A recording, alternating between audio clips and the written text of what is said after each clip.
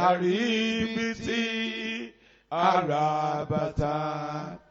Ẹ̀yin la tóbi jù Olúwa, Olúwa,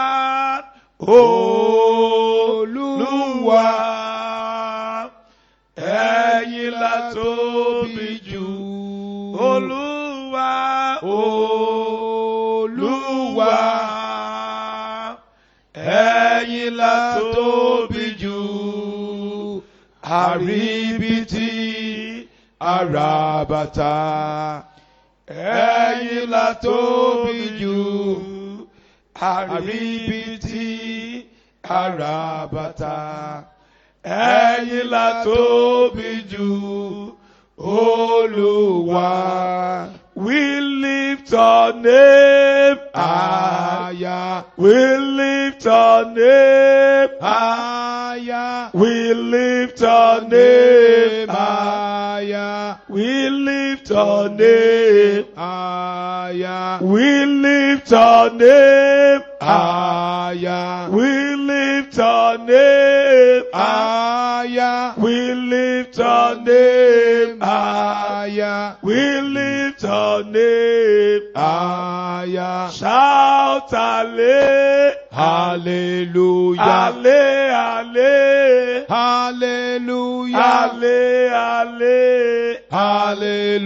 Hallelujah. Hallelujah. We lift our name higher. We lift our name higher. We lift our name higher. We lift our name higher. We lift our name higher. We lift our name higher. We lift our name higher. We lift our name higher. Shout hallelujah. Hallelujah. Hallelujah. Hallelujah. Hallelujah. Almighty Father, we bless your name. Ọlọ́run alágbára àbùkù forúkọ mímọ́ rẹ. For another beautiful morning like this. Fún ọjọ́ tó rẹwà ló jẹ́ lówùúrọ̀ yìí. I will appreciate you. A mọ rírì rẹ̀. What you have started since the beginning of this program. Ohun tí a ti bẹ̀rẹ̀ láti ìgbà tí a gbé àgbékalẹ̀ yìí sílẹ̀. Thank you for as many lives you have touched. A dúpẹ́ fún ọ̀pọ̀lọpọ̀ àwọn ayé tí ẹ ti fọwọ́ tọ̀. Thank you for healings. A dúpẹ́ fún ìwòsàn. We thank you for deliverance. A dúpẹ́ fún ìtúsílẹ̀. We thank you for total turnaround. A dúpẹ́ nítorí pé tí ẹ mú àyípadà rere wá. Thank you for abundant blessing. A dúpẹ́ fún ìbùkún lọ́pọ̀ yanturu. Thank you for testimony. A dúpẹ́ fún àwọn ẹ̀rí. Father, Bàbá, may your name alone be glorified. orúkọ rẹ nìkan ni ká ṣe lógo. Here we are this morning. A ti dìde lọ́jọ́ ọ̀tún lówùúrọ̀ yìí. We are here to seek your face. Àwa bí láti wá wá ojú rẹ. Almighty Father, Ọlọ́run alágbára. come and manifest yourself. Wá jẹ́rìí ara rẹ. Your word say where two or three people gather together. Ọ̀rọ̀ rẹ sọ pé níbi tí ẹni méjì tàbí mẹ́ta You bá are wà. there in the midst. Ó wà níbẹ̀ pẹ̀lú wọn. Lord, we are more than one, we are more than two. Olúwa ajú ẹyọ kan lọ bẹ́ẹ̀ ni ajú méjì lọ. Father, let your power come down this Bàbá morning. jẹ́ kí agbára rẹ sọ̀kalẹ̀ lówùúrọ̀ Lord, let yìí. your spirit be at work. Jẹ́ kí ẹ̀mí rẹ kó wà lójú Father, iṣẹ́. let heaven be open. Bàbá jẹ́ kí ọ̀run kó In ṣí. the mighty name of Ní orúkọ Jesus. ńlá Jésù. Father, we pray today. Bàbá gbàdúrà lónìí. Those areas that you need to touch in our life. Àwọn ibi tẹ́ ń láti fọwọ́ tọ́ nínú ayé wa. Father, touch them now. Bàbá ẹ fọwọ́ tọ́ nísinsìnyí. Those people that you need to touch concerning our case. Gbogbo ènìyàn tẹ́ ń láti fọwọ́ tọ́ nípa ọ̀rọ̀ wa. Father, touch them now. Bàbá fọwọ́ tọ́ wọn In nísinsìnyí. the mighty name of Ní orúkọ Jesus. ńlá Jésù. Father, this morning, Bàbá ní òwúrọ̀ yìí. we want to experience you A fẹ́ ní ìrírí rẹ in a new way. ní ọ̀nà ọ̀tun. Because the Bible says Torí pé Bíbélì sọ yí pé that our God knew every day. ó ní Ọlọ́run wá ń di ọ̀tun lójoojúmọ́. Father, Bàbá, we want your newness a fẹ́ ìgbà ọ̀tun in rẹ a new dimension. ní ọ̀nà ọ̀tun In the mighty name ní of orúkọ ńlá Jesus. Jésù. As we are going to your word, Bí a ó ṣe máa lọ nínú ọ̀rọ̀ let rẹ, the power that is behind your word jẹ́ kí agbára tó wà ní ẹ̀yìn ọwọ́ cause rẹ, total deliverance. jẹ́ kó fa ìtúsílẹ̀ Let it lọ́pẹ́, bring visitation jẹ́ kó jẹ́ kí ẹ̀mí kó in túlẹ̀ the name of lórúkọ Jesus. ńlá Jésù. Father, Bàbá, as many that need to be here this fún morning, ọ̀pọ̀lọpọ̀ tó nílò láti wà níbí lówùúrọ̀ yìí, by fire, by force, nípa ti inú àti nípa Lord, agbára, bring them, O Lord. mú wọn wá síbí. As we are going to pray, Bí a ó ṣe gbàdúrà, let heaven be I'll move concerning our Jẹ́ prayer. kí ọ̀run kó ṣí kó sì rìn nípa tiwa. And let there be instant manifestation Jẹ́ kí ẹsẹ̀kẹsẹ̀ ìwàlẹ́yìn kó wà of láàyè. all our prayer this morning. Gbogbo àwọn àdúrà wa. At the end of this service, Lópin ìsìn, we shall glorify you. a ó fi ògo forúkọ rẹ. In Jesus' mighty name we pray. Ní orúkọ Jésù ni a gbàdúrà. Praise the living Jesus. Ẹ̀yin Ọlọ́run alààyè Let lógo. us have a seat. Ẹ jẹ́ kí a jókòó.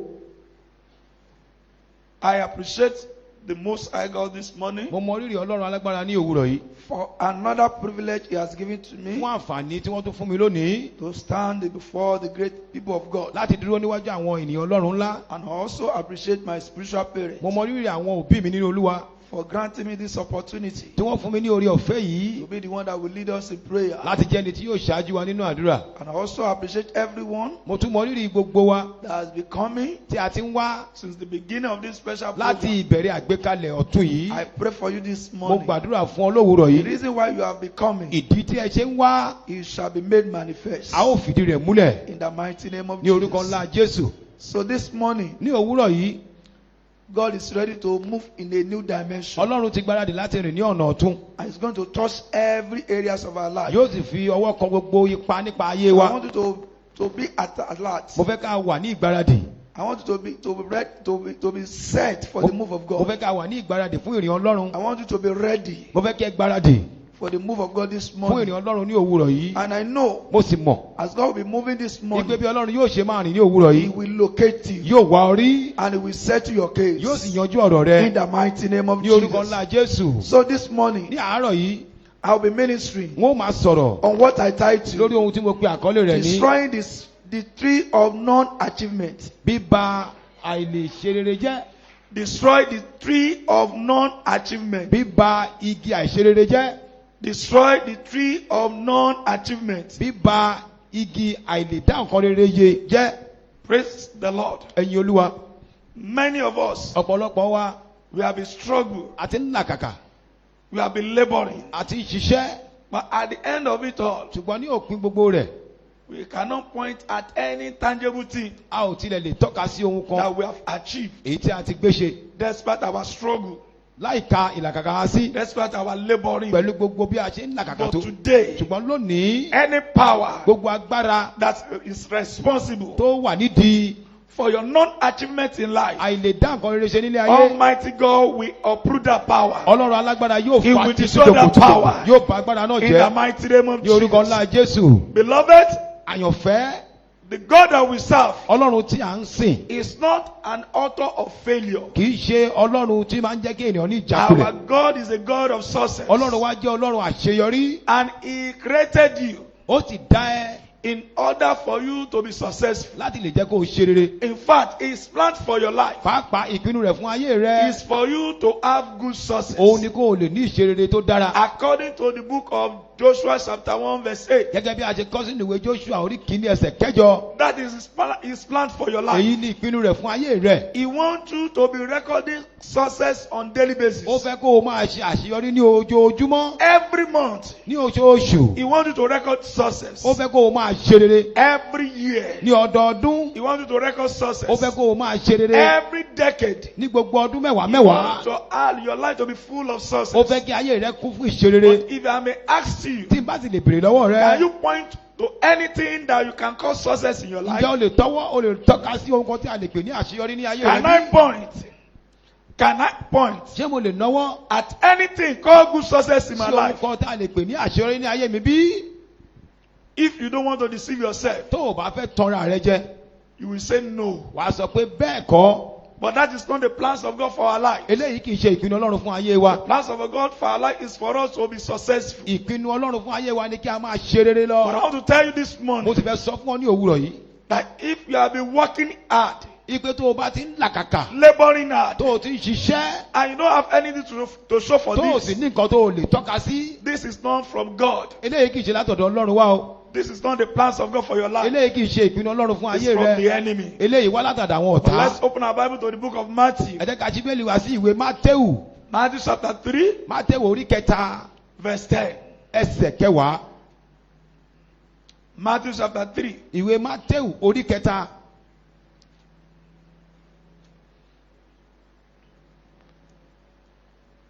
verse 10. ẹsẹ̀ kẹwàá. It says, Ó sọ wípé and even now, àti pàápàá nísinsìnyí the axe is laid a ti fi àkéké to the root of the trees. lé gbòǹgbò igi náà. Therefore, Nítorí ìdí èyí every tree gbogbo igi which does not bear good fruit èyí tí kò bá so èso rere is cut down la ó gé kulẹ̀. and thrown into the A fire. ó sì sun sínú iná.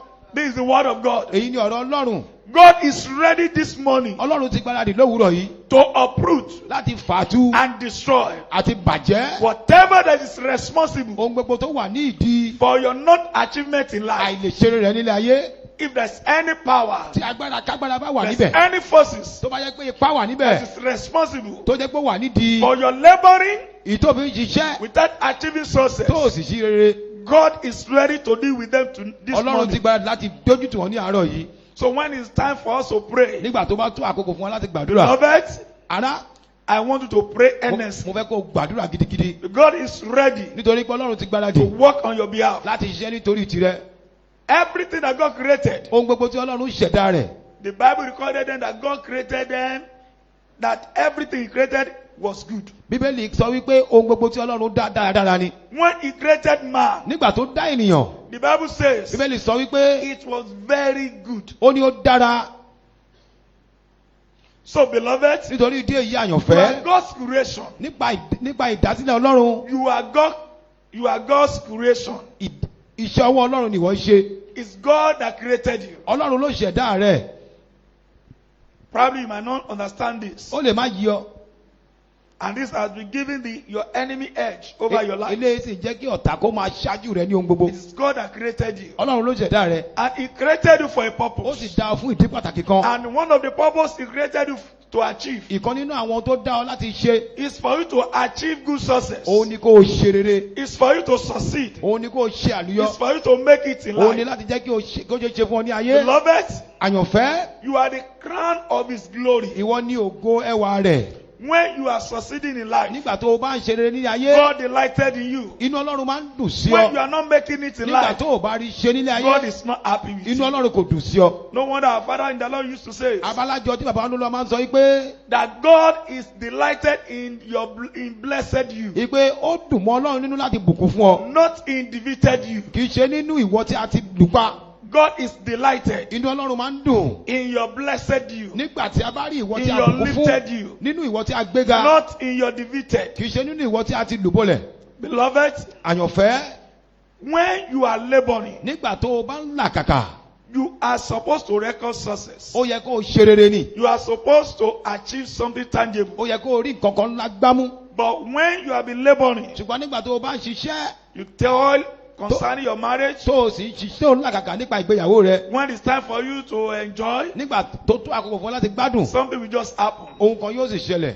You cannot enjoy any longer. O ò lè gbádùn rẹ̀ mọ́. You toil over your children. Ó ti làkàkà lórí àwọn ọmọ rẹ. When it's time for you to enjoy, Nígbà tó tó àkókò láti jọrọ̀. they can just marry a stubborn man or stubborn lady. Wọ́n kàn lè fẹ́ ọkọ tàbí ìyàwó kan tó And jẹ́ that- alágídí. And that man or that woman Ọkùnrin náà tàbí obìnrin náà, will turn their face against you. á ti kọ ẹ̀yìn wọn sí ẹ.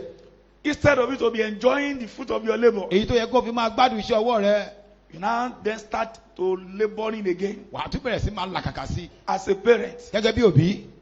And you have labored over your Ó children. dẹ̀ ti làkàkà lórí àwọn ọmọ yìí. These are not ordinary. Eléyìí kì í ṣojú lásán. This is not the plans of God for your life. Eléyìí kì í ṣe ìpinnu Ọlọ́run fún ayé In fact, rẹ. you cannot reflect the glory of God that way. Pàápàá ògo Ọlọ́run ò lè buyọ ní ọ̀nà yìí. Because God has created you Nítorí pé Ọlọ́run ti ṣẹ̀dá rẹ in order for you to reflect His glory. fún ọ láti fi ògo rẹ̀ hàn. So this morning, Ní òwúrọ̀ yìí, God wants to uproot everything Ọlọ́run fẹ́ fa gbogbo ohun that's making you to labor tí ó ń jẹ́ kó o máa làkàkà without having anything to show for it. láì lóhun láti tọ́ka sí. And I pray this Mo morning, gbàdúrà láàárọ̀ yìí. as many that have been laboring in prayers, Fún ọ̀pọ̀lọpọ̀ tó ti ń ṣiṣẹ́ tó ń làkàkà nínú and àdúrà there's no testimony in your tí life, kò sì sí ẹ̀rí nínú ayé I rẹ. pray today, Mo gbàdúrà lónìí. any power, Gbogbo agbára, any personality gbogbo ènìyàn that is responsible for your tó laboring wà nídìí ìlàkàkà in rẹ prayers nínú àdúrà today, lónìí. mark their end Ẹni ní òpin in wọn the name of Jesus. lórúkọ Jésù. Today, Lónìí mark their end ní òpin ayé in the wọn name of Jesus. lórúkọ Jésù. Today, Lónìí mark their ní end òpin wọn in the name of lórúkọ Jesus. Jésù. You have been clamoring, you have been climbing mountain, O ti ń gun òkè tipẹ́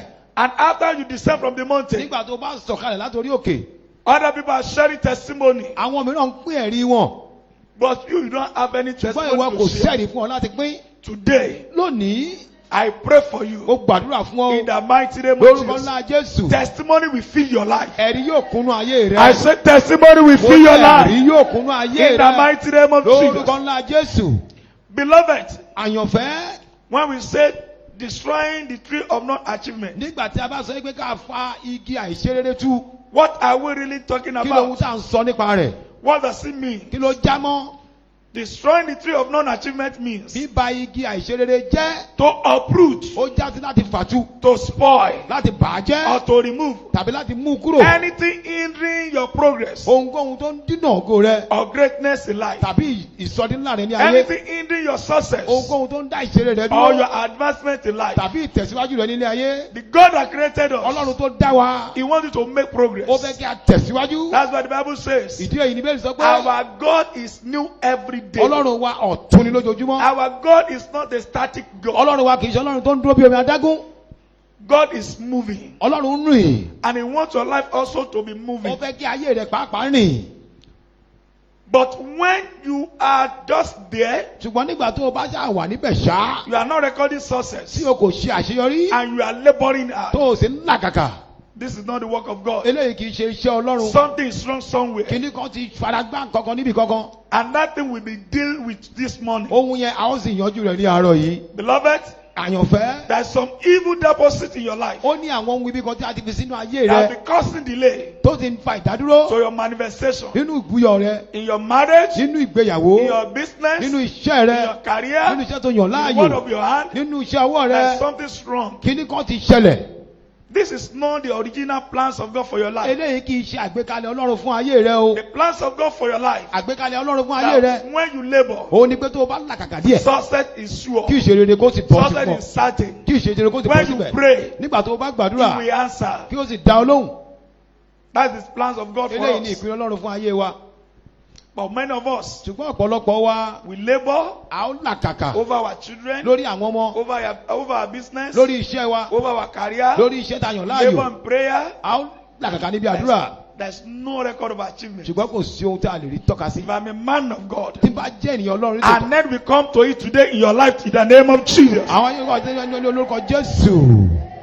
What are the signs to note Kí ni àwọn àmì tá a láti kíyèsí in your life nínú ayé wa for you to know láti mọ̀ that something is wrong? wípé kíní kan ti ń ṣẹlẹ̀? When you are laboring, Nígbà tó o bá ń you làkàkà, are working hard. ò ń ṣiṣẹ́ gidi. This time around, you are not lazy. Ní àkókò yóò yọlẹ̀, You are diligent. ò ń ṣiṣẹ́.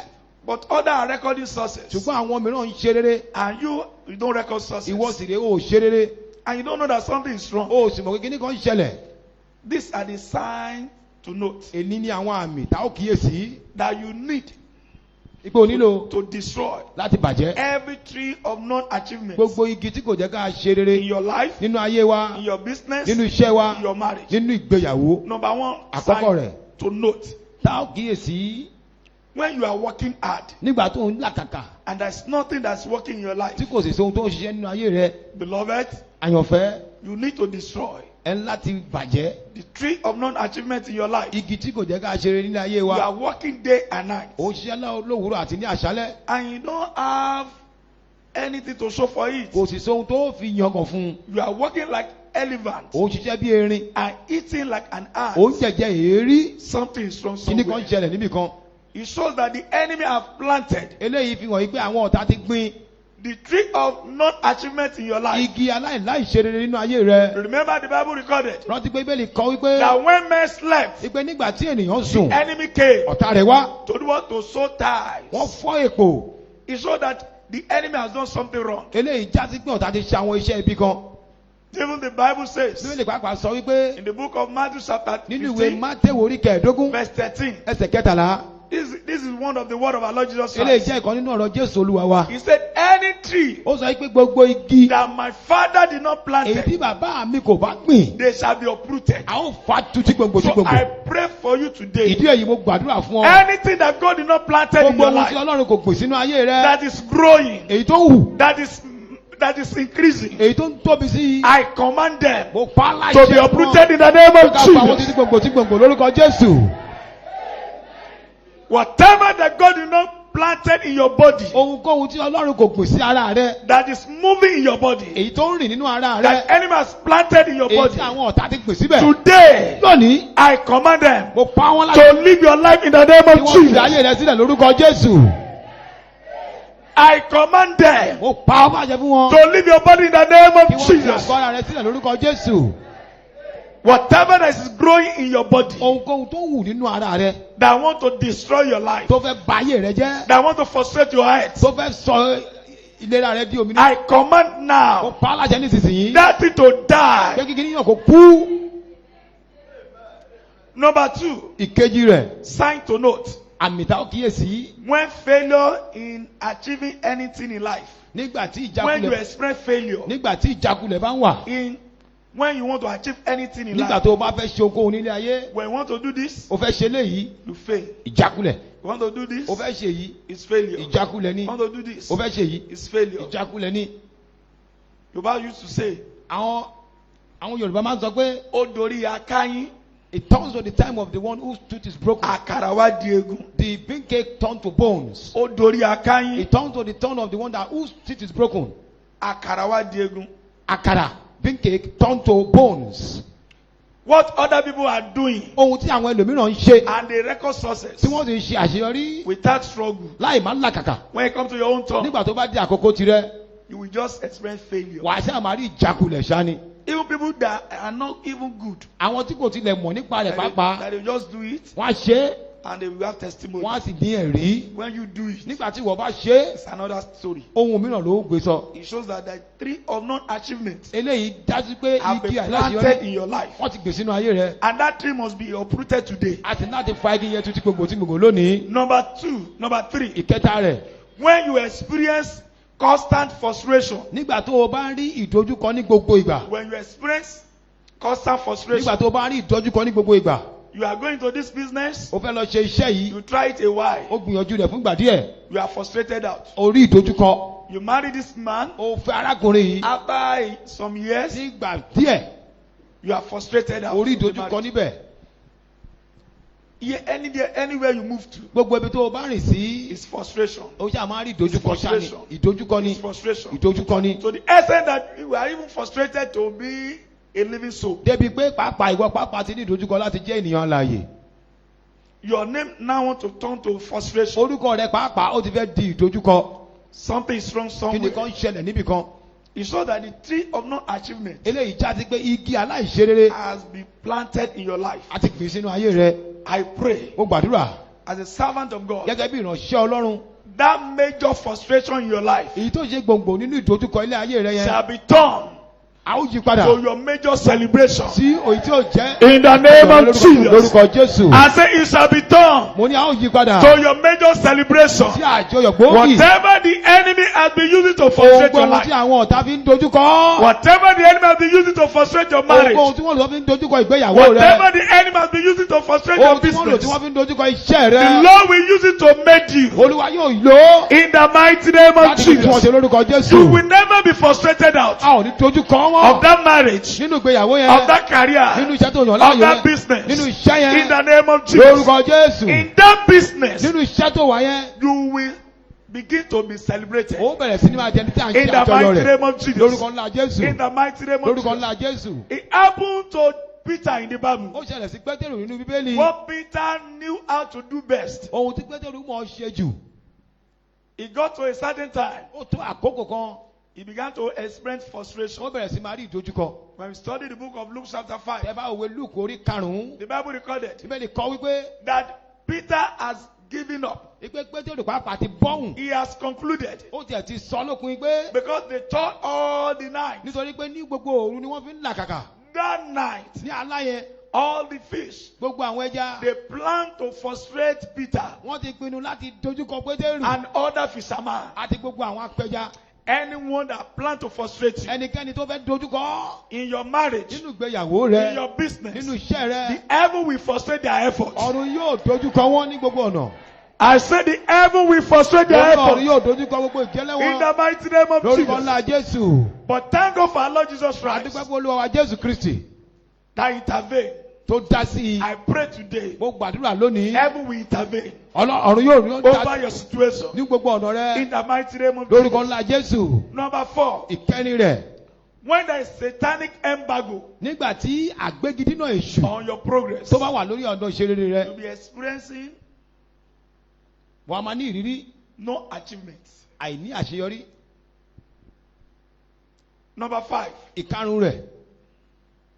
when you experience tortoise and snail anointing, nígbà tí o bá ní ìrírí ìjàpá àti ìgbín tí a fi òróró yàn. that is sluggish progress. eléyìí já sí kéèyàn máa rìn ní díẹ̀díẹ̀. It shows that the tree of non-achievements has been planted in your life. eléyìí fi hàn yí pé igi àìláṣeyọrí àti gbè sínú ayé rẹ. Your mate has gone far. àwọn ẹgbẹ́ rẹ ti lọ jìnnà. You are just started. ìwọ ṣe bẹ̀rẹ̀. Your mates have forgotten that they haven't given birth. àwọn ẹgbẹ́ rẹ tẹ ti gbàgbé pé wọ́n ti bímọ. And you just want to get married. ìwọ o ṣẹ̀fẹ̀ gbéyàwó. Your mates, they have built houses. àwọn adá rẹ ti kọ́lé You are kẹ́kẹ́. just struggling with half a plot. ìwọ ti ń làkàkà pẹ̀lú pílọ̀tì àbọ̀. And you are laboring hard. o sì ń ṣe làkàkà tó And lé. this your mate, they are not even laboring the way you labor. àwọn adá rẹ pápá ò tilẹ̀ ṣiṣẹ́ tó ọ. It shows that the enemy has planted èyí já sí pé àwọn ọ̀tá ti gbin tree of no achievement in your igi life. àìláṣeyọrí sínú ayé rẹ. I pray for you mo this morning. gbàdúrà fún ọ lówùúrọ̀ yìí. Every spirit of slow progress gbogbo ẹ̀mí tí máa ń mú ní rìn tínkìnkín in your marriage, nínú ìgbéyàwó in rẹ your business, nínú iṣẹ́ rẹ. I command them mo pa wọn to láṣẹ. die in the name of mo Jesus. kú lórúkọ I Jésù. said, die in the name mo of ní kú Jesus. lórúkọ Jésù. Die in the name of kú Jesus. lórúkọ Jésù. Whoever that has anointed you ẹnikẹ́ni tó ti fún ọ ní àmì òróró. with tortoise and snake anointing, èyí tó jẹ́ ti ìjàpá àti ti ìgbín. I destroy that anointing over you in the name mo of pa Jesus. ìbàtàmì rẹ̀ yẹn lórúkọ Jésù. Gbogbo ẹnikẹ́ni tó sọ wípé everyone that has said gbogbo ohun táwọn ẹgbẹ́ ti ṣe parí, that what your mates have concluded wàá upon, ẹ̀ṣẹ̀ bẹ̀rẹ̀ ẹ̀ ní. you will just begin it. Ní orúkọ Jésù, In the mighty name of Jesus. gbogbo irú èèyàn bẹ́ẹ̀, Such people, wọ́n á fi ayé sílẹ̀ fún they ọ. will die for your sake. Mo lọ fi ayé sílẹ̀ They fún will ọ. die for your sake.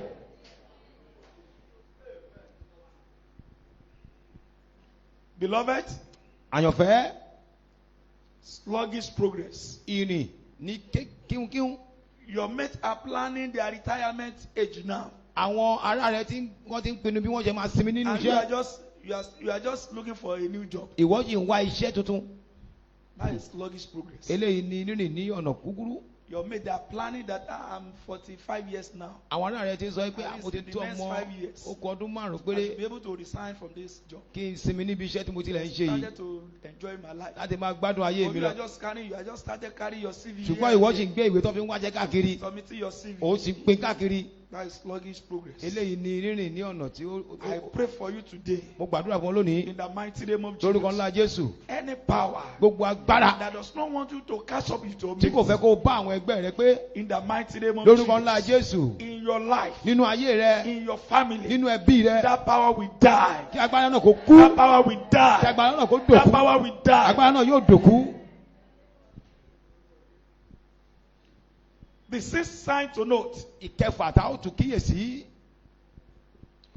when you are fishing nígbà tó o bá ń pẹja and catching nothing tí o sì rí nǹkan pa in the ocean of life, nínú odò ayé.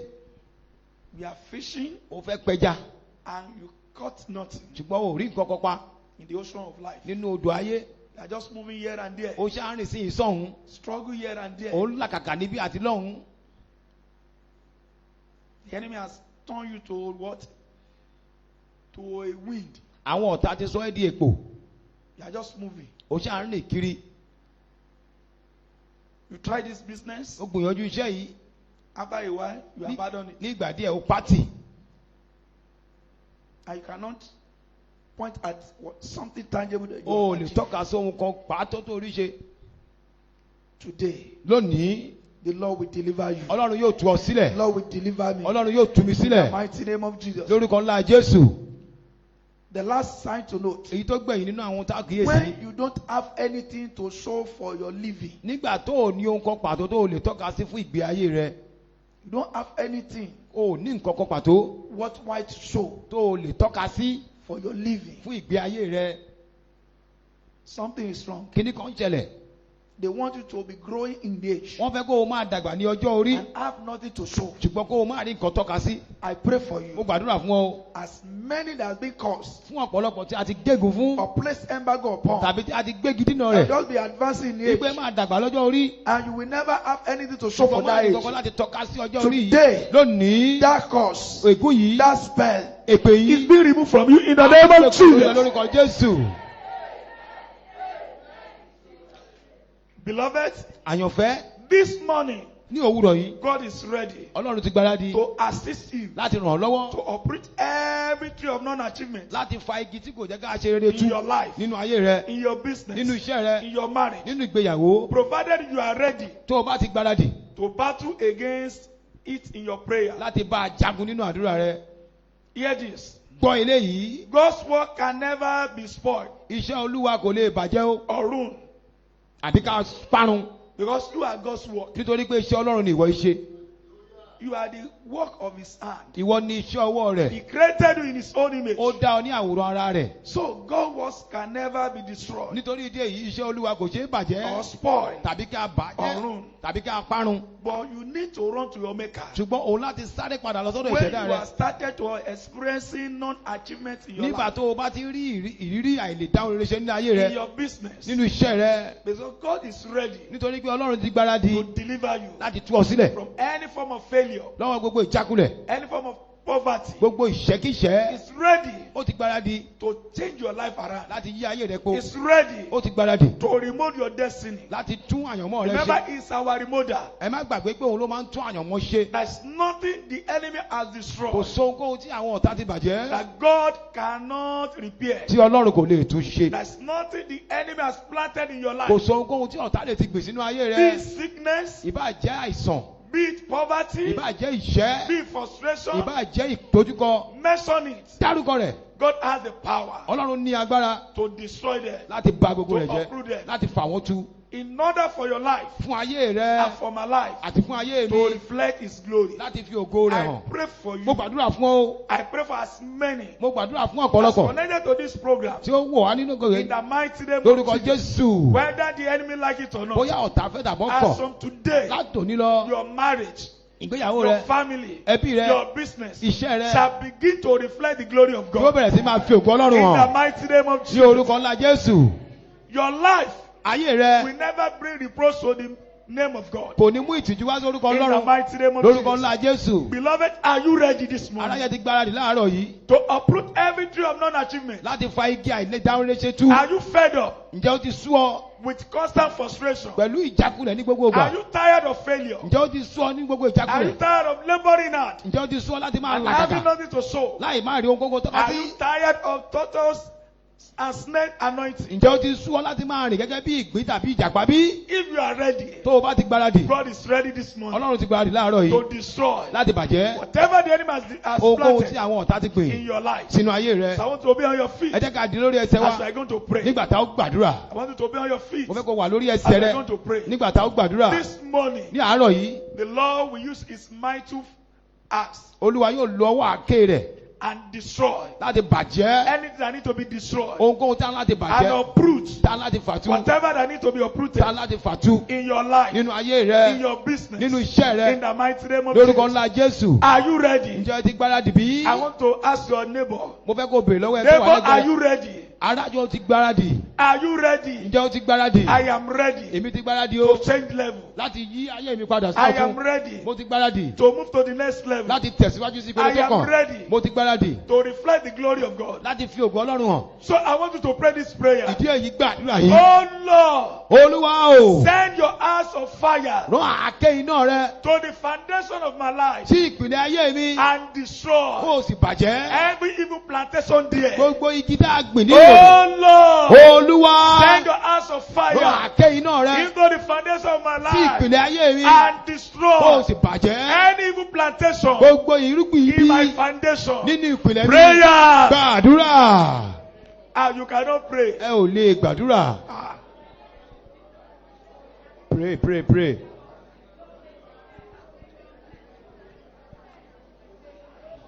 Oh Lord, send your house of fire to Olúwa rán àáké iná the rẹ foundation of my life sí ìpìlẹ̀ ayé mi. and Kó destroy o sì bàjẹ́. every evil plantation Gbogbo irúgbìn ibi in my foundation ní ìpìlẹ̀ mi. in the name of Ní orúkọ Jesus. Jésù.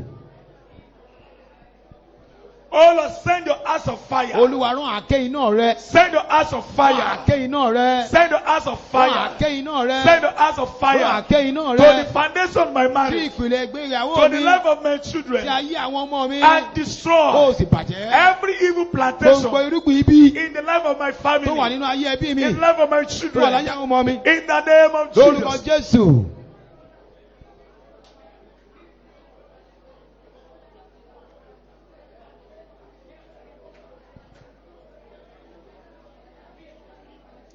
As many people that joining us through our social media, Fún ọ̀pọ̀lọpọ̀ àwọn èèyàn tó sopọ̀ mọ́ wa please lórí pray this prayer.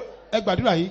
Pray it spiritually. Ẹ gbà á dáradára. Pray this prayer. Ẹ gbà á. Say, oh Sọ Lord, pé Olúwa o. send your house of Rán fire àáké iná rẹ to the foundation of my sí life ìpìlẹ̀ ayé mi. and Kó o destroy sì bàjẹ́. every evil Gbogbo plantation irúgbìn ibi in the name of ní orúkọ Jesus. Jésù. Father, destroy Bàbá bàjẹ́. every evil Gbogbo plantation irúgbìn ibi in my foundation nínú ìpìlẹ̀ mi. in the name of Lórúkọ Jesus. Jésù. Father, destroy Bàbá bàjẹ́. every evil Gbogbo plantation irúgbìn ibi in my foundation. nínú ìpìlẹ̀ mi. In Jesus' name we Ní pray. orúkọ Jésù ni a gbàdúrà. I don't like the way you are Mi ò praying. fẹ́ràn bí a ṣe ń gbàdúrà We yìí. can do better. A lè ṣe ju báyìí lọ. We can do better. A lè ṣe ju báyìí lọ. What is the essence of life? Kí ni àǹfààní ayé tí a ń gbé? You are just laboring day by day. Ó ṣe alákàkà lójoojúmọ́ ṣá. And at the end of everything, Ní òpin ohun gbogbo. you don't have anything good to show for O ò you. tiẹ̀ lóhun tó dára kan láti tọ́ka sí. Even people that are not laboring, Àwọn tí kò tilẹ̀ làkàkà. you are the same with them.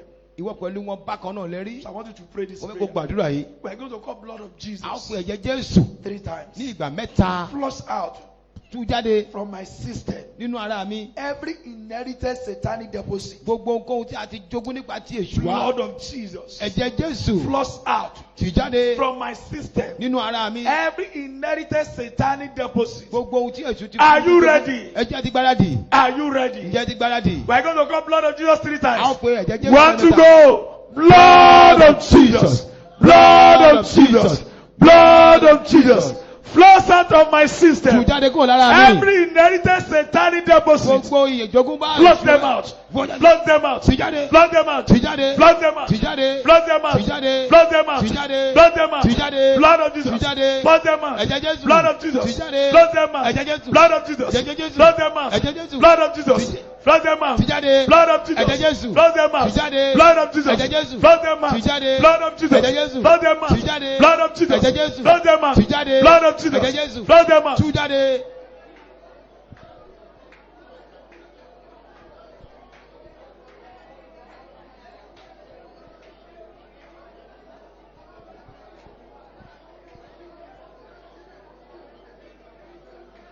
In Jesus' name we pray. Ní orúkọ Jésù ni a gbàdúrà. Máa já o, ìdè máa já lára mi. Máa já o, Tútù. ìjè máa Clap your já hands. lára mi. Máa já o, ìdè máa já lára mi. Máa já o, ìdè máa já lára mi. Máa já o, ìdè máa já lára mi. Máa já o, ìdè máa já lára mi. Máa já o, ìdè máa já lára mi. Máa já o, ìdè máa já lára mi. Máa já o, ìdè máa já lára mi. Máa já o, ìdè máa já lára mi. Ìdè máa já lára mi. Ìdè máa já lára mi. Ìdè máa já lára mi.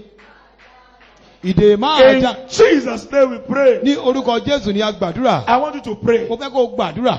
Whatever the enemy has planted into my body, Ohunkóhun tí àwọn ọ̀tá ti gbìn sí àgọ́ ara mi. making life too difficult for Tó me, ń jẹ́ kí ayé máa nira fún mi. I command, Mo pa á láṣẹ. die without remedy. Kú láì ní ojútùú. Prayers. Gbàdúrà. Whatever the enemy has planted Ohunkóhun tí àwọn ọ̀tá ti gbìn in my life, sínú ayé mi. making life difficult for Tó ń me, jẹ́ kí ayé kó máa nira fún mi. making success Tó difficult ń for jẹ́ kí me, ìṣeyọrí kó yẹrẹ fún mi. making breakthrough difficult Tó for ń jẹ́ kí me. àlùyọ kó nira I fún mi. command, Mo pa á láṣẹ. die, Kú. die, Kú. die, Kú. die, Kú. die, Kú. die, Kú. die, Kú. die, Kú. die. Kú.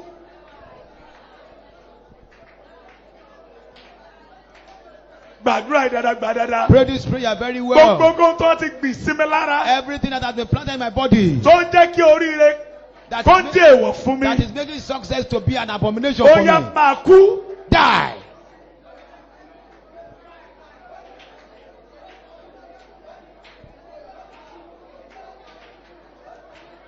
In Jesus' name we pray. Ní orúkọ Jésù ni a gbàdúrà. In Jesus' name we Ní pray. orúkọ Jésù ni a gbàdúrà. I perceive this in my heart. Mo rí eléyìí nínú ọkàn mi. I don't know, probably you are in the house Mi ò mọ̀ bóyá wà nínú ilé or you are watching us. tàbí òun wò wá. That spirit is usually ministering to you. Ẹ̀mí yẹn máa ń sọ fún ẹ pé Now you can't make it in life. o ò lè ṣe rere nílé ayé yìí. Are you sure Ipe tí ó dá ọ lójú. you can succeed? Pé tí o lè ṣe rere Are ṣá. you sure Ǹjẹ́ ó dá ẹ lójú? you can make it? Pé o lè ṣe rere ṣá. You are in our midst. Ó wà láàrin wa. I decree Mo pa á láṣẹ. any spirit that is inside of you Gbogbo ẹ̀mí tó ń bẹ nínú rẹ. that is against your achievement in Tí kò life, fẹ́ kó o ṣe rere nílé ayé. that is against your success in Tí life, kò fẹ́ kó o ṣe rere nílé ayé. I command that spirit Mo pàṣẹ fún ẹ̀mí to yẹn. live your life Kó now. fi ara rẹ sílẹ̀ Now. nísìnyí. Now. Nísinsìnyí. Now. Nísinsìnyí. Now. Nísinsìnyí. Now. Nísinsìnyí. Now. Nísinsìnyí. Now. Lẹ́sẹ̀kẹsẹ̀. Now. Lẹ́sẹ̀kẹsẹ̀. Now. Lẹ́sẹ̀kẹsẹ̀. Now. Lẹ́sẹ̀kẹsẹ̀. Now. Lẹ́sẹ̀kẹsẹ̀. Now. Lẹ́sẹ̀kẹsẹ̀. Now. Lẹ́sẹ̀kẹsẹ̀. Now. Lẹ́sẹ̀kẹsẹ̀. Now. Lẹ́sẹ̀kẹsẹ̀. Now. Lẹ́sẹ̀kẹsẹ̀. Now. Lẹ́sẹ̀kẹsẹ̀. Now. Lẹ́sẹ̀kẹsẹ̀. Now. Lẹ́sẹ̀kẹsẹ̀. I silence that voice now. Mo dá òun yẹn dúró bẹ́ẹ̀ lórúkọ That Jésù. voice that is ministering to you Gbogbo ohun tó ń bá ọ sọ̀rọ̀. that you cannot make it, Igbó ò lè ṣe rere. that you cannot succeed. Igbó ò lè làlùyọ. As from today, Látòní lọ. I silence that voice now. Mo pa á lẹ́nu mọ́ In the nísinsìnyí. mighty name of Lórúkọ ńlá Jesus. Jésù. It shall remain mute forever. A ó sì pa á lẹ́nu mọ́ títí. We are going to pray A ó gbàdúrà. that I command Ipe mo pa á láṣẹ o. all foundational strong man Gbogbo alágbára ìpìlẹ̀ṣẹ̀. attached to my life Èyí tí a dè mọ́ ayé mi. dying by fire. Kú lórúkọ pẹ̀lú. Prayers in the name of Àdúrà lórúkọ Jesus. Jésù. I command Mo pa á láṣẹ. all foundational strong man Gbogbo alágbára tí ó wá láti ìpìlẹ̀ṣẹ̀ attached mi. to my Èyí success, tí a dè mọ́ ìṣeré mi. attached to my Èyí marriage, tí a so mọ́ ìgbéyàwó mi. attached to my Èyí glory. tí a so mọ́ ògo mi. I command you to die Mo now. pa á láṣẹ kó kú nísinsìnyí.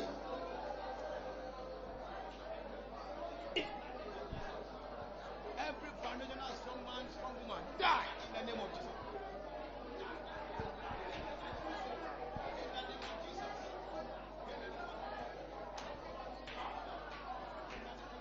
In Jesus' name we pray. Ní orúkọ Jésù ni a gbàdúrà. I want you to pray this prayer. Mo fẹ́ kó gbàdúrà yìí. Any power Gbogbo agbára savaging my efforts, èyí tó ń ba iṣẹ́ mi jẹ́. die and die again. Kú kó tún àtúkú. Any power in my life Gbogbo agbára nínú ayé mi. savaging my Èyí efforts, tó ń jẹ́ kí gbogbo ìlàkàkà mi máa já wasting sásán. my efforts, Tó ń ba ìlàkàkà mi I jẹ́. command you today, Mo pàṣẹ fún ọ lónìí. die and die again. Kú kó tún kú. Prayers in the name of Gbàdúrà Jesus. lórúkọ Jésù. Any power Gbogbo agbára savaging my efforts, èyí tó mú gbogbo ìdáwọ́lé mi tó ń I sọ́jà sán. command you, Mo pàṣẹ fún ọ. die and die again. Kú kó tún àtúkú.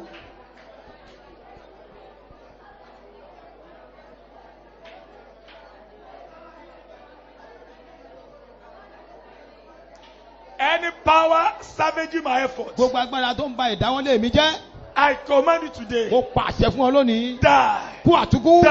Àkútúkú. Die. Àkútúkú. Die. Kú. die, Kú. die, Kú. die, Kú. die, Kú. die. Kú. In Jesus' name we pray. Ní orúkọ Jésù ni a gbàdúrà. Gbogbo ẹnikẹ́ni Any personality tí ẹ̀mí àṣetì ń bájà that the láàrin wa, spirit of start and stop by the way. lórúkọ Jésù Kristi In the Násárẹ́tì, name of Jesus. mo pa á láṣẹ mi ìdálábà. I command, it is not that I am seeking. Gbogbo ẹ̀mí tó jẹ́ kó ṣe àṣeyọrí rí. Every spirit that does not make you to be successful.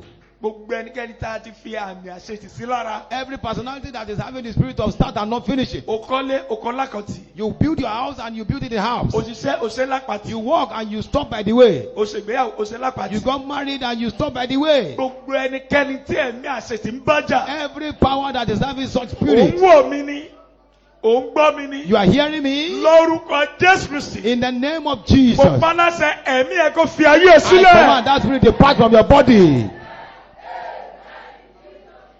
ìwọ ta ti sọ pé ò ní ṣe nǹkan rere lórí ilé You that ayé. you have been said that you will not do anything good in life. Lẹ́ni lórúkọ Jésù sí. Today in the name of Jesus. Torí pé àwọn kan ló dá ẹ. Because they are not your maker. Ìgbà tó ló ń dá ẹ. When God made you, Gbàṣẹ lọ́wọ́ wọn. He did not take any authority from Tí them. ìwé bá sọ wípé If they are saying gbogbo ohun tí Ọlọ́run dá dáradára ni. everything that God made is good, Mo dúró gẹ́gẹ́ bí ikọ̀ àtìríjú I Ọlọ́run. stand as an oracle and a servant of God. Látẹ̀ní lọ. Henceforth, Ó yá bẹ̀ sí ṣe rere. begin to do Bẹ̀ well. sí ṣe rere. Begin to do well. Bẹ̀ sí ṣe rere. Begin to do well. Bẹ̀ sí ṣe rere. Begin to do well. Bẹ̀ sí ṣe rere. Begin to do well. Bẹ̀ sí ṣe rere. Begin to do well. Bẹ̀ sí ṣe rere. Begin to do well. Bẹ̀ sí ṣe rere. Begin to do well. Bẹ̀ sí ṣe Begin rere. to do well. Bẹ̀ sí ṣe rere. Begin to do well. Bẹ̀ sí ṣe rere. Begin to do well. Bẹ̀ sí ṣe rere. Begin to do well. Lórí ìgbéyàwó. In your marriage. Lórí iṣẹ́. In your work. Lórí ẹ̀kọ́. In your work. Lórí ìdáwọ́lé rẹ. In your dancing. Lórí tó bá dáwọ́lé. Everything you lay your hand Bẹ̀ sí ṣe over. rere. Begin to do well. Bẹ̀ sí ṣe rere. Begin to do well. Bẹ̀ sí ṣe Begin rere. to do well. Bẹ̀ sí ṣe rere. Begin to do well. Bẹ̀ sí ṣe Begin rere. to do well. Bẹ̀ sí ṣe Begin rere. to do well. Ọmọ rẹ ṣe rere. Concerning Ọkọ rẹ ṣe your rere. children will do well. Your husband will do Iṣẹ́ rẹ ṣe well. rere. Your work will do well. Ní orúkọ Jésù sì ni àgbàdúrà. In Jesus' mighty name we are praying.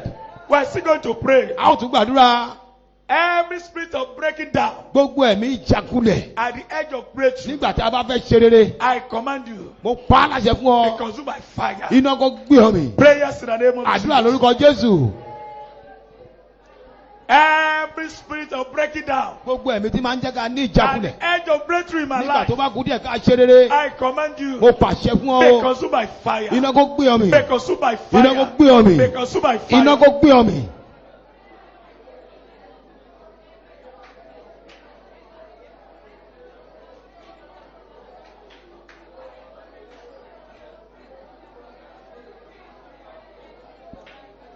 Every spirit of breaking down Gbogbo ẹ̀mí tí máa ń jẹ́ kí a ní at the ìjákulẹ̀. edge of breakthrough Nígbà tá a bá fẹ́ ṣe rere in my life, nínú ayé mi, in my family, nínú ẹbí mi, I mo command, pa á láṣẹ. be consumed by fire. Iná kó gbé ọ mì. Be consumed by fire. Iná kó gbé ọ mì. Be consumed by Iná fire. gbé mì. Be consumed by Iná fire. gbé mì. Be consumed by Iná fire. gbé mì. In Jesus' name we Ní pray. orúkọ Jésù ni a gbàdúrà. I want the 7 amen to sound like thunder Mo fẹ́ àmì wa méje kó sán bí àrá to this prayer. lórí àdúrà yìí.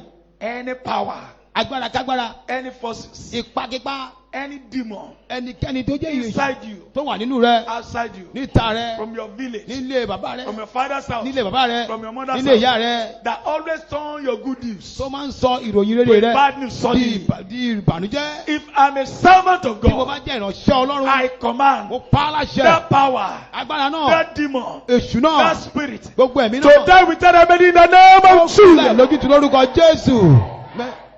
Amen. Amen. Amen. Amen. Amen. In Jesus' name. We're going to pray. A ó gbàdúrà. We're going to call blood of Jesus. A ó 3 pè times. ẹ̀jẹ̀ Jésù ní And ẹ̀mẹ́ta. we're going to be doing like this. A ó máa ṣe báyìí.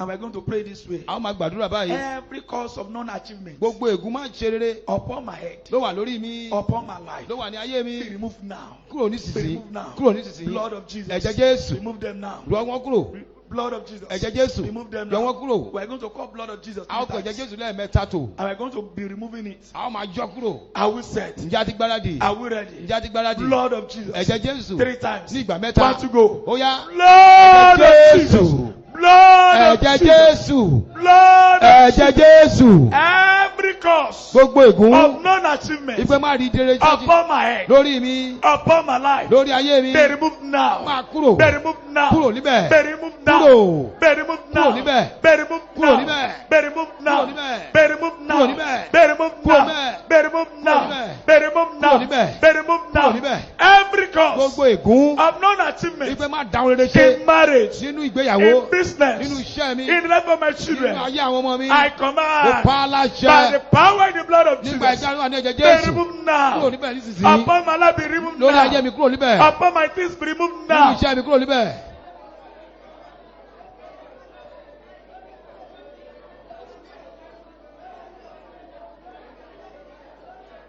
Pray that prayer. Gbàdúrà yìí. Gbogbo ègún má ṣe rere nínú Every ayé cause mi. of do not do well in life. Ẹ̀jẹ̀ Jésù ó yá parẹ́. Blood of Jesus clear it away. Ó yá mú kúrò. Remove it. Ó yá mú kúrò. Remove it. Lórí ọmọ mi. Concerning my Lórí children. iṣẹ́ mi. Concerning my work. Gbogbo ègún má ṣe rere. Every cause of non-achievement. Ẹ̀jẹ̀ Jésù Blood parẹ́. of Jesus Ó clear yá them mú kúrò away. lórí mi. Remove them from me. Ó yá bàjẹ́ láti ayé mi. Spoil them in my life. Nínú ayé mi ó yá bàjẹ́. In my life, spoil them. Nínú iṣẹ́ mi ó yá In my bàjẹ́. business, destroy them.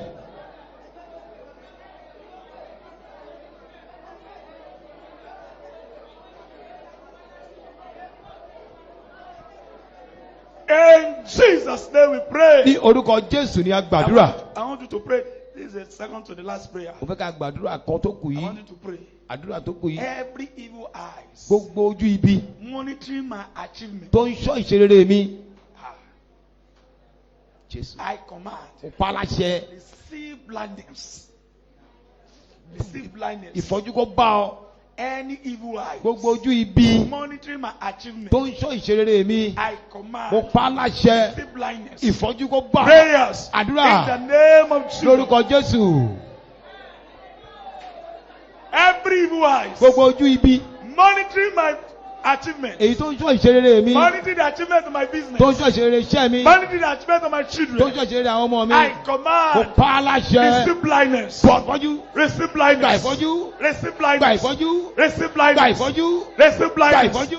Any evil eyes Gbogbo ojú ibi. monitoring my Tó contract. ń ṣọ́ gbogbo iṣẹ́ àgbàṣe mi. my business. Tó ń ṣọ́ iṣẹ́ mi. Monitoring the progress of my Tó ń ṣọ́ children. ìtẹ̀síwájú àwọn ọmọ mi. I command you Mo today. pa láṣẹ fún ọ lónìí. Receive blindness. Gbà ìfọ́jú. Any evil eyes Gbogbo ojú ibi. monitoring my Tó ń transaction. ṣọ́ gbogbo ohun tí mò ń dáwọ́lé. I Mo command. pa láṣẹ fún ọ. Receive blindness. Gbà ìfọ́jú. Receive blindness. Gbà ìfọ́jú. Gbogbo ojú tó ń bá mi tajà. Every evil eye that is standing with me. Gbogbo ojú tó ń mọ oyè òré. Every Receive evil eye that blindness. is following my profit. Gbogbo ojú tó ń bá mi ṣiṣẹ́. Every evil that is working with me. Lórúkọ Jésù ó yẹ ẹ máa In the name of dìfọ́jú. Jesus, be blind. Ó yẹ ẹ máa Receive dìfọ́jú. blindness.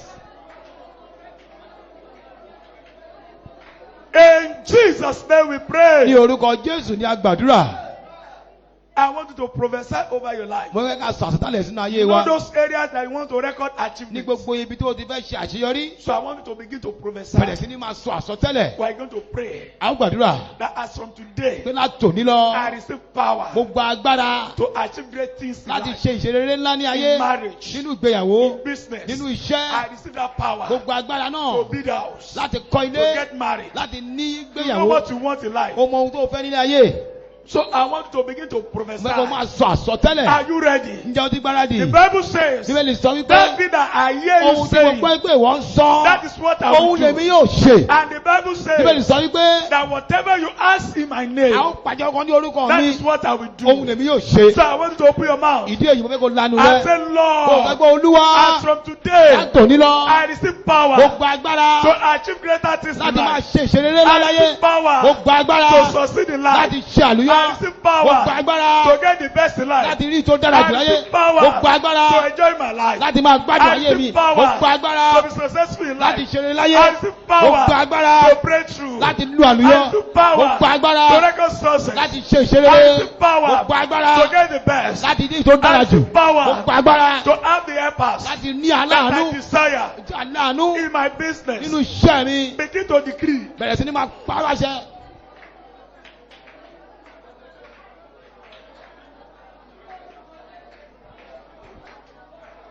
I receive power to be connected. Mo gba agbára láti ní àsopọ̀. I receive power to receive that Mo contract. gba agbára láti gba iṣẹ́ àgbàṣe yẹn. My children receive power to be Àwọn ọmọ mi employed. gba agbára láti jẹ́ ẹni. I receive power to conceive. Mo gba agbára láti ní oyún. I receive power to get my Mo gba visa. agbára láti gba ìwé ìrìnnà mi. I receive power to execute that Mo gba contract. agbára láti lè ṣe iṣẹ́ yìí. I receive power Mo gba agbára to be successful in life. láti ṣeré láyé. Talk to him. Bá a sọ̀rọ̀. Talk to him. Bá a sọ̀rọ̀. Talk to him. Bá a sọ̀rọ̀. Talk to him. Bá a sọ̀rọ̀. Talk to him. Bá a sọ̀rọ̀. There's nothing this God Kò cannot sóhun do. tí Ọlọ́run yìí kò lè ṣe. He can do all Ó things lè ṣe ohun gbogbo. beyond our thinking, Ju bí atilẹ̀ ti rò lọ. beyond our Ju imagination. bí atilẹ̀ ti lè rò lọ. He can do what you Ó lè ṣe ohun think. tí o rò pé kò ṣeé And ṣe. too big in your own Ohun house. tó tóbi ní ẹjú rẹ̀ ó lè Very ṣe. little before God. Ó jẹ́ kékeré níwájú You Ọlọ́run. just say it. Ìwọ ṣáà See sọ over your children. lórí àwọn ọmọ rẹ. See over your family. Jẹ́ lórí ẹbí rẹ bí. See over your finances. Lórí ìṣúra rẹ. See over your head. Lórí ìlera rẹ. Begin to tell him. Bẹ̀rẹ̀ sí ni máa sọ fún. I receive Mo power gba agbára to succeed in láti life. ṣe eré nílé ayé. I receive Mo power gba agbára to become a great achiever. láti jẹ́ ẹni tó ṣe I eré ńlá. receive power Mo gba agbára to break through. láti lu I àlùyọ. receive Mo gba power agbára to be celebrated. láti jẹ́ ẹni I àjọyọ̀. receive power Mo gba agbára to move forward. láti tẹ̀síwájú In the name of lórúkọ Jésù. Talk to him. Talk to Bá a him. sọ̀rọ̀, bá a sọ̀rọ̀. This 30 day is for you. Ọjọ́ yìí jẹ́ ọjọ́ tirẹ̀. Remember, it's because of your glory. Nítorí ògo rẹ ni o. Tell your maker. Sọ fún ìṣẹ̀dá rẹ. Me, I receive power Èmi ti gba agbára to get married to the best. láti gbé ẹyẹ tó dára jù níyàwó. I receive Mo power gba agbára to conceive. láti lóyún. I receive Mo gba power agbára to receive help and helpers. láti gba ìrànlọ́wọ́ àti I olùrànlọ́wọ́. receive power. Mo gba agbára To break through. láti lu àlùyọ.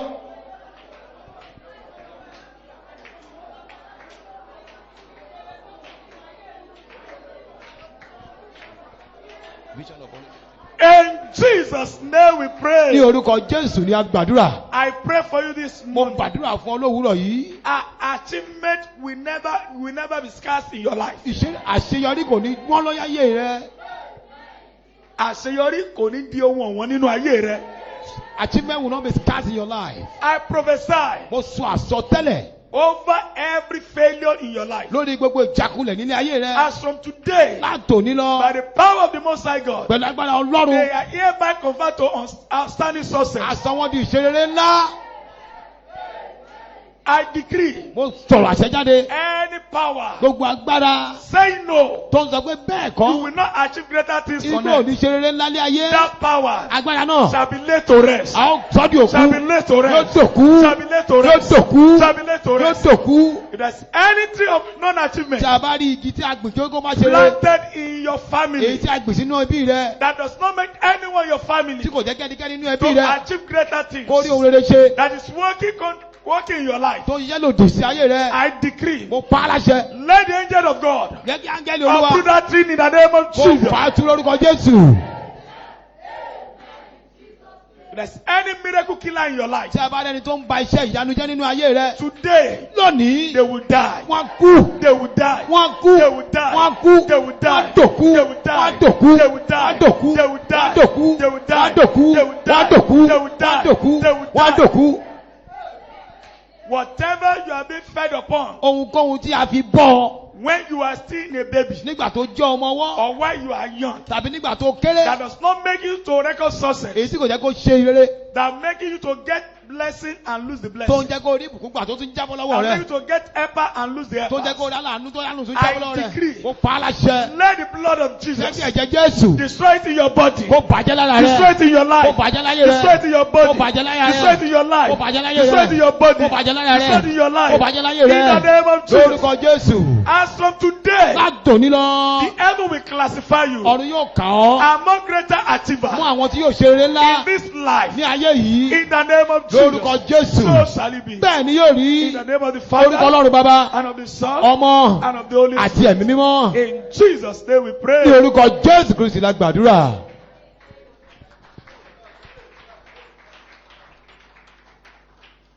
Let's dip our hands into our Ẹ pockets jẹ́ ká ti ọwọ́ wa bọ inú ìṣúra wa. and bring out our offering. Ká mú ọrẹ wa jáde. It's going to be great tonight also. Yóò ní agbára ní àṣálẹ̀ yìí bákan náà. Today is the 15th day. Èní ni ọjọ́ kẹẹ̀ẹ́dógún. God is great. Ọlọ́run lágbára. You can't attend these 30 days power and glory. O lè wá sí ìrìn àjò ọgbọ̀n ọdún agbára àti ògo yìí. And one altar or one demon or one strong man or woman Kí pẹpẹ tàbí òkùnkùn kan tàbí agbára obìnrin àbí ọkùnrin kan. saying your glory will not manifest. Kó máa sọ pé ògo rẹ̀ ò ní búyọ. Unless if they have power more than God. Àfi tó bá yẹ kí wọ́n lágbára ju Ọlọ́run lọ. But if the God that created everything, Ṣùgbọ́n tí Ọlọ́run tó bá dáhùn gbogbo, they will be openly disgraced. a ó fún wọn ní ìtìjú gbangba.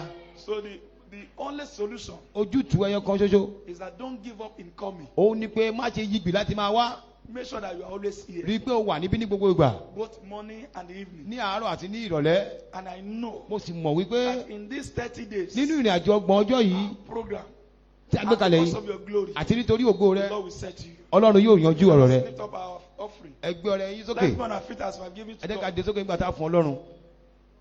Father, we Bàbá thank you. Bàbá a dúpẹ́ lọ́wọ́ rẹ̀. This our offering. Eléyìí ni ọrẹ wa. Lord, purify it. Ọlọ́run sọ di mímọ́. Sanctify it. Yà á sí mímọ́. Do it for your glory. Lò ó fún ògo rẹ. Lord, I pray Olúwa mo gbàdúrà for everyone here this fún morning, gbogbo ènìyàn tó wà níbí lówùúrọ̀ yìí. because I know Nítorí pé mo mọ̀ that these people, they will begin to record greatness. wípé àwọn ènìyàn yóò bẹ̀rẹ̀ sí máa ṣe rere ńlá. This is the least, this is the little that they can offer. Eléyìí ló kéré nínú tó lè mú sílẹ̀ o. As from now, Láti sìn ín lọ. anytime they appear before you, Gbogbo ìgbà tí wọ́n bá fara hàn níwájú they will rẹ. have more than enough to give. Wọ́n á ní ọ̀pọ̀ ju bí wọ́n yóò In the láti mighty name of lórúkọ Jesus. Jésù. The Bible says, Bíbélì sọ wípé Blessed shall be when you go out. Ìbùkún ni fún ọ nígbà tó o bá And blessed jáde. shall be when you come in. Ìbùkún ni fún ọ nígbà tó o bá wọlé. I pray for Mo you gbàdúrà fún ọ. because you are giving to God. Torí pé òfin fún Ọlọ́run. Lord Almighty Ọlọ́run alágbára will make you to become a source of joy yóò jẹ́ kó o jẹ́ orísun source of ìbùkún. blessing. Orísun ìbùkún to generation. fún gbogbo In the ìrandíran mighty name lórúkọ of Jesus. Jésù. Abraham blessing. Ìbùkún Ábúráhámù. Isaac riches. Ìṣerere ti Ísáàkì Jacob prosperity. àti àlùyọ ti Shall be Jákọ́bù evidence in your life. yóò farahàn nínú ayé And rẹ in your marriage. àti nínú ìgbéyàwó In your business. nínú iṣẹ́ rẹ As many I want to give but they do not have. fún ọ̀pọ̀lọpọ̀ tó fẹ́ fi sílẹ̀ ṣùgbọ́n tí May wọn the kò Lord ní remember you. In the mighty name of yóò dára fún yín Jesus. lórúkọ Jésù. And bless you. Ọlọ́run kó bùkún yín In the name of Jesus. lórúkọ Jésù. In Jesus' mighty name. Lórúkọ Jésù alágbára la gbàdúrà. Let's drop our offering. Ẹ jẹ́ ká fi ọrẹ wa sílẹ̀. Whether you have or you don't have. Bóyá o ní tàbí o kò ní, Make sure that you are always here. rí i pé o wà níbí nígbà gbogbo. That's how our Father and the Lord used to encourage us. Báyìí ni bàbá wa Olúwa ṣe máa ń gbà wá níyànjú. Because our Father and the Lord believe. Bàbá wa Olúwa gbàgbọ́ pé And we believe àwa náà sì gbàgbọ́ that pé if God answer your prayer, pé tí Ọlọ́run bá gbọ́ àdúrà rẹ, you can do what? You can buy this building for us. ó tilẹ̀ lè ra ibi tí a wà yìí fún wa. Bẹ́ẹ̀ni, Praise the living Jesus. ẹ̀yin Olúwa Ọlọ́run gbogbo. So don't say because I don't have, Má sọ pé torí pé o kò ní, I will not come to church. mi ní wá sínú ìjọ. Come. Wá. The Lord will bless you. Ọlọ́run yóò bùkún fún ọ. You'll be among those people who will be sponsoring the Ó gospel. jẹ́ ìkan nínú àwọn tí yóò máa ṣagbátẹrù fún iṣẹ́ Olúwa. It's time to go. Let's be on our feet. Àkókò tó láti lọ ẹ jẹ́ ká wà lórí ẹsẹ̀ wa. Almighty Father, we thank you. Ọlọ́run alágbára dúpẹ́ lọ́wọ́ yín. Lord, we are going now. À ń lọ nísinsìnyí. Let your glory, Jẹ́ kí ògo rẹ, let your power, jẹ́ kí agbára rẹ, let your presence jẹ́ kí ìwàláàyè rẹ go ahead of ó lọ us. níwájú wa. Today, Lónìí, at least, ó kéré títí. let few people in our midst Jẹ́ kí àwọn ènìyàn láàrin wa díẹ̀ record success kí wọ́n ní ìṣerere and great achievements àti ìṣerere ńlá concerning their lives. nípa ayé wọn. Today, Lónìí, today, lónìí, today, lónìí, today, lónìí. so shall it be. Bẹ́ẹ̀ ni yóò rí Jesus' mighty name we ní pray. orúkọ Jésù Kristo Olúwa la gbàdúrà. Ẹ jẹ́ ká ṣe oore ọ̀fẹ́. May the grace of our Lord Jesus Oore ọ̀fẹ́ Jésù Christ, Kristo Olúwa wa. the love of God, Ìfẹ́ mímọ́ ti Ọlọ́run. Ìdàpọ̀ ti àwọn ènìyàn mímọ́. be with us now Tó sọ̀kalẹ̀ níwájú yìí and forevermore. àti tí láéláé. Surely, Nítòótọ́, goodness and mercy ire àti àánú shall follow yóò máa us tọ̀ wá lẹ́yìn all the days of ọjọ́ our ayé wa lives. gbogbo. And we shall Àwa ó sì dwell máa gbé lóluwa in the house of the Lord láé àti forever láéláé. and evermore. Amen. Praise the living Jesus. Praise the Hallelujah. living Jesus. Hallelujah. Praise the living Jesus. Hallelujah.